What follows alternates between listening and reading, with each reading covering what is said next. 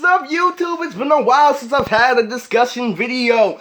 Now, I will be portraying this Nonz video within 2 segments. And those segments are the future characters of Nonz, which I stated before in my Moodiyoto video.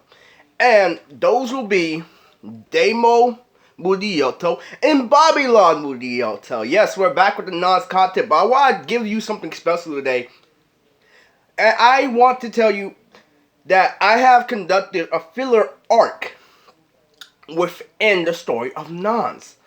Now, what I mean by that, what do I mean by filler arc? How can I announce a filler arc in a manga? What I'm saying is, this is a rough draft I made for Nonz when I was redoing the storyline over and over again. And the whole reason why I'm telling you guys this right now is because this, if I put this in my current storyline in my manga, it will fuck up the flow of the storyline. So, this is a gift from me to you, that this is an old filler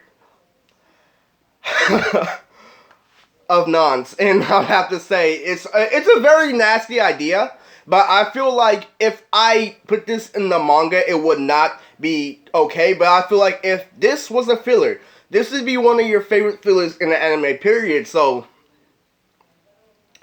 without further ado, Nonz, the filler section, the battle against Frostbite. So, who is Frostbite? Okay, so, let's just say there's a thing in Nonz where we can control matter. And, like, kind of like a Logia user from One Piece.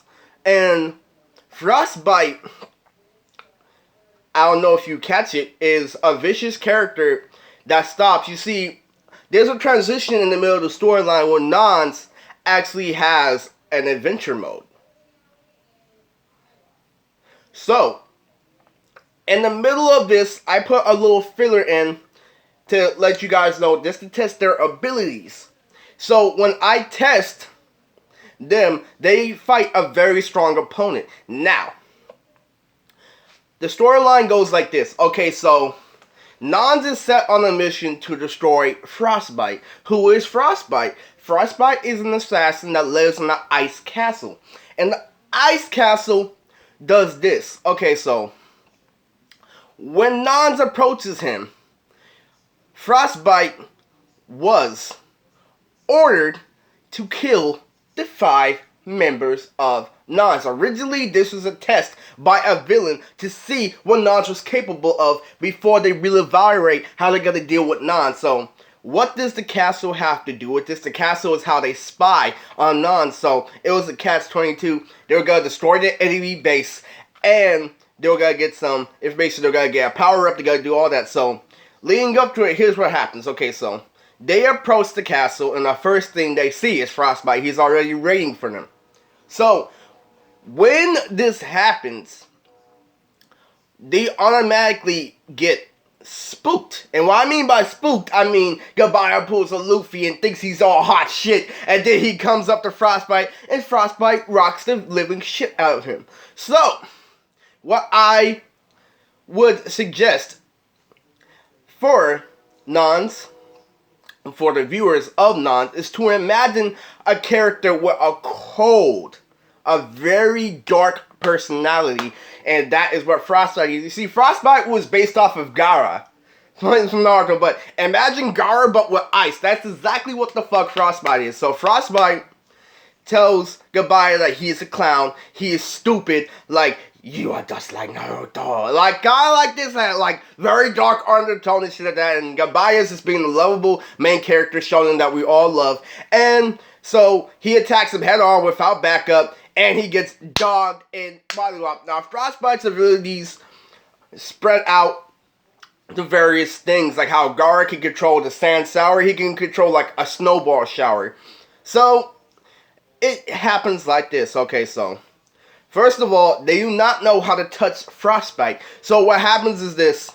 Gabaya keeps on throwing his almighty mood bombs. And when he throws the mood bombs, he has the snow shield and shit like that. So yeah, he is just like Gaara. So, Moodiyoto cannot penetrate the he cannot penetrate it with his static string. I'm sorry, he can't even do anything. But there was a catch-22 to that power. Okay, so getting to the juicy part was this, man. So they keep on trying to find him and find him. Of course, Tito deflected him with his tuck cannon. You know, snowball shower. And he's like, you know, every single one, like Bakugo and shit. Okay, so, you know, Tito tries to fight him. So even all this shit, you know, Frostbite sends out a giant wave, and better just rides this shit on the skateboard, and he tries to get close to him, but that nigga comes through with the uppercut with the ice fist. Yeah, so you kind of get where I'm coming from. That nigga can bend snow to his very real, you know, fucking snow spirits and all that, not taking any of them seriously and shit, but you know, due to the sheer willpower of Nonz, they manage a way to break his shield.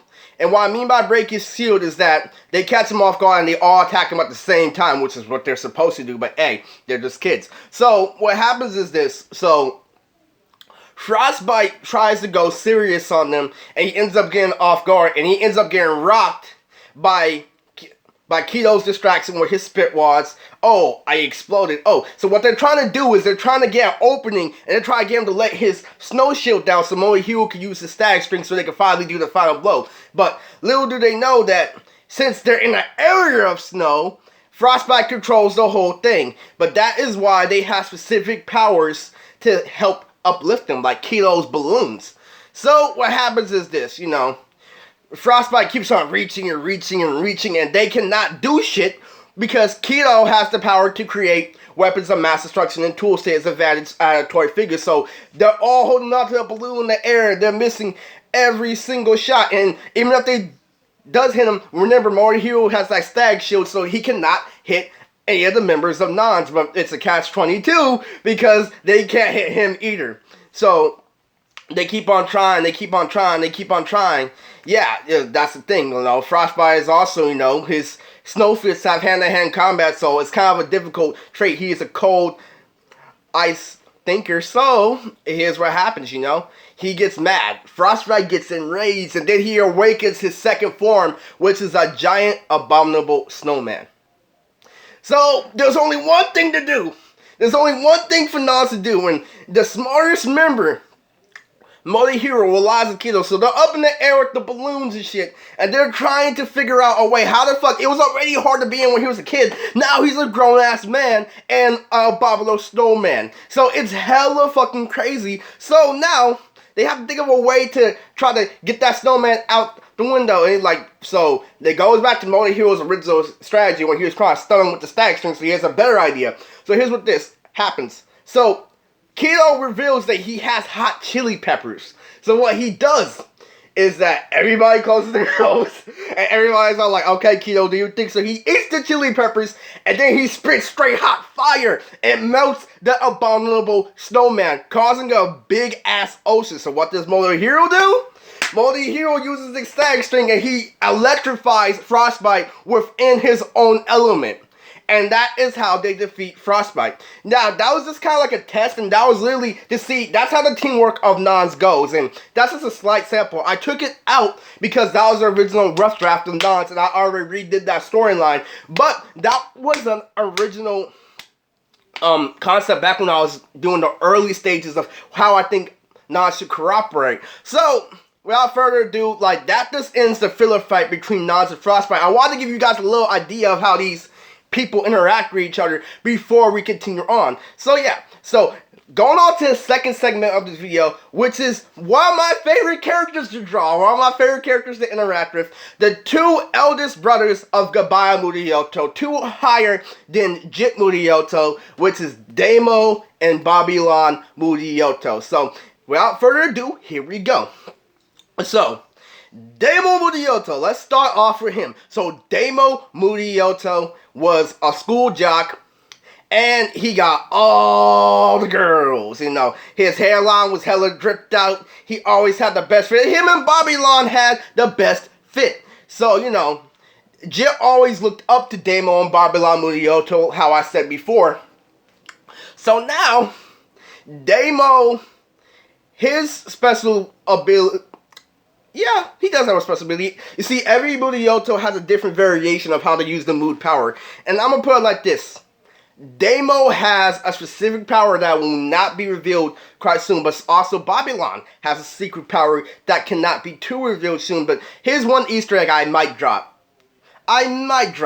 They summon an animal. Now, summoning animals isn't anything new in Nonz and stuff like that, because Kazitachi Hero, this sensei, can control nature and he can summon animals through portals because he has captured them and he has made bonds with them. So it's kind of like this, it's nothing new in Nonz to have that, but what makes Kaze different from every other character in Nonz is that he has access to literally almost any fucking animal, because if he was in real life, we will call him the nature boy of the army of the allied shinobi forces. So Daimoh and Bobilon only have specific animals that they can summon. They can't summon anything at will like Kazitachi Hero can, but they can control bigger figures. There's a complete difference in power between Jit Moodiyoto and Gabaya Moodiyoto. Jit Moodiyoto can make what Gabaya can like crazy. So basically anything that Gabaya can do, Jit can multiply because he has way more hyphy juice, he has way more stamina, he has way more energy. So yeah, that's what gives them that advantage. So their personality goes like this. Their personality is pretty goofy. And that is so fucking funny. What makes Daimoh and Bobilon such great characters is the fact that they take nothing fucking seriously. The whole fucking world is a joke to them and shit like that. So basically, the reason why they are like that is because they are so powerful. They have rarely been challenged in their entire freaking lives, and everything, when they're combating, when they're everything, there's a joke in every single fucking segment. They are just the most comical.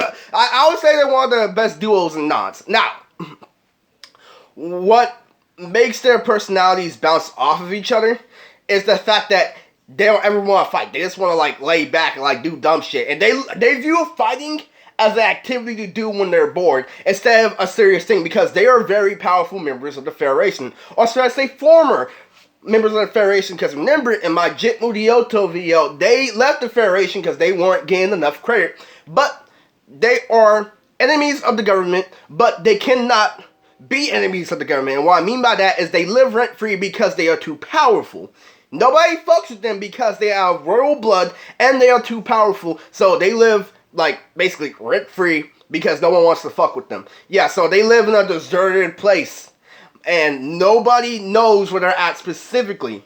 So what happens is this: if the Federation needs them as a backup, they come. So what makes these two so fucking incredible is that, I'll put it like this: if you summon them and they're in the middle of doing something, they'll be like, I was about to whoop this nigga in Madden. That's exactly how they fucking talk. But besides the freaking the foul language, that's exactly how they react. It's like, I was in the middle of playing a video game. What the fuck you summoned me for? And so that it was so fucking funny. And here's the thing, like one of my friends in high school, he honestly, he thought they were one of like the best freaking characters in Nonz, because not only are they powerful, not only do they specialize in hand-to-hand combat, they always make sure to leave a little liveliness to their character,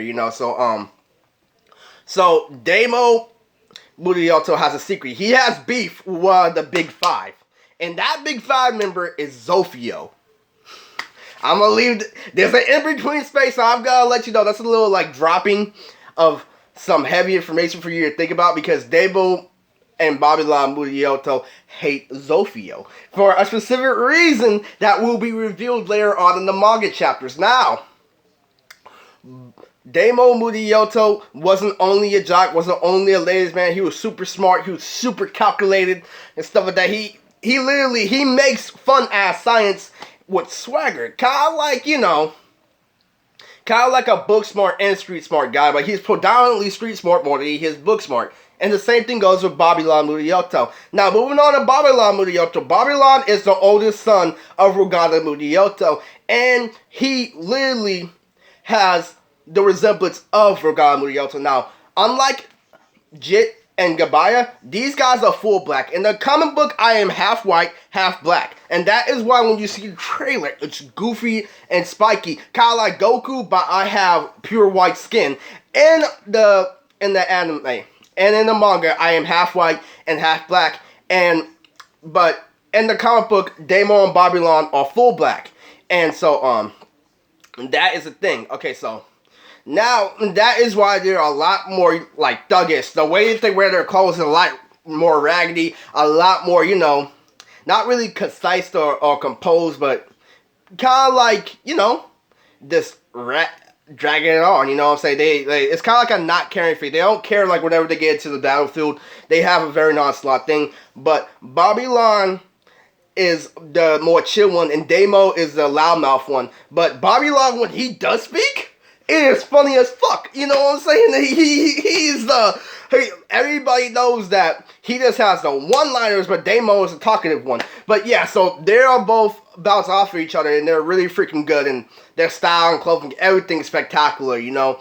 They, so if you want to ask who is stronger, Daimoh or Bobilon Moodiyoto, Bobilon has a slight edge above Daimoh Moodiyoto, but not just because he is older, but because he put in more work than Daimoh Moodiyoto. So, why do these guys hold so much weight in the Nonz universe besides being a part of my family? Well, it goes like this, man. Because Daimoh and Bobilon are their own race, I should say. This right here is their plan. Their plan is to create their own federation. Since the Federation, quote-unquote, betrayed them, they want to create their own army and their own thing to combat the Federation. That is their goal in the manga, is to surpass their dad. That is why they don't like dad, but because he's a deadbeat or anything. It has nothing to do with that. They chose to go off on their own. It has nothing to do with Rogata. So let's still talk about Rogata. Well, how is his relationship with his family and stuff like that? Jit praises Rogata. Gabaya is naive to who Rogata is because Rogata sent Gabaya to an orphanage when he was young, and Rogata sent him there because he was a top-class member of the Federation. He never had time. He never had time to take care of Gabaya, so Gabaya didn't care about Rogata because he grew up in an orphanage with his friends. And it's because he went to that orphanage is how Nonz became. So Rogata did a good thing, though. Like, Nonz just has this thing, like, everything happens for a reason, you know? So, what is Rogata's thing within Bobilon Moodiyoto and Daimoh Moodiyoto? See, it's kind of like a running gag. It's like, in real life, my dad is shorter than my brothers, and my brothers are like 6'1" and 6'2", and my dad is like an equivalent height to me in real life. But what makes them respect my dad is the fact that they know that he is dad. And that's like the same thing in the manga. They know Rogata is that man. They don't like, they hate knowing the fact that someone that they feel like he is a sleaze, they feel like he is a piece of shit, they don't like his dad whatsoever, but one thing that they have to admit, they cannot beat him in a fight. Not only they cannot beat him in a fight, they know that he is smarter than them, and and that shit boggles it. He fucks up their egos because, contrary to Bobilon, Rogata is very cold. Rogata is humble, like very, very laid back, chill vibe, but he is so vicious, that vicious undertone. He's like, he's that dick that don't give a fuck about nothing, you know what I'm saying? He is all over the place, but he's not. You know, his mind is very complex. He's like, he can be posting like this, but you can tell that there's 1,000 things going on in his brain, like a war for trauma brain is what he has. Yeah, so Rogata, you know, if you want to put it this way, you can kind of say you get comedy from Rogata. He has bits and moments, but without further ado, I'm trying to let you guys know that Bobilon Moodiyoto and Daimoh Moodiyoto are very powerful in the manga, but at the same time, they have a lot of flaws within their personalities as a character. And that will be revealed, like, in the very early arcs and Nonz about Daimoh and Bobilon Moodiyoto. So it's not too much of a thing that I'm dropping right now, but it's something you have to look forward to, and they're very fun characters. I hope you guys will like them. So without further ado, this is a 2-part segment of a Nonz video. This is a filler arc between the fight between Frostbite, and this is a character explanation between Daimoh Moodiyoto and Bobilon Moodiyoto. And this is Mood Tricks, aka Gabaya Moodiyoto, and I hope you guys have a nice one.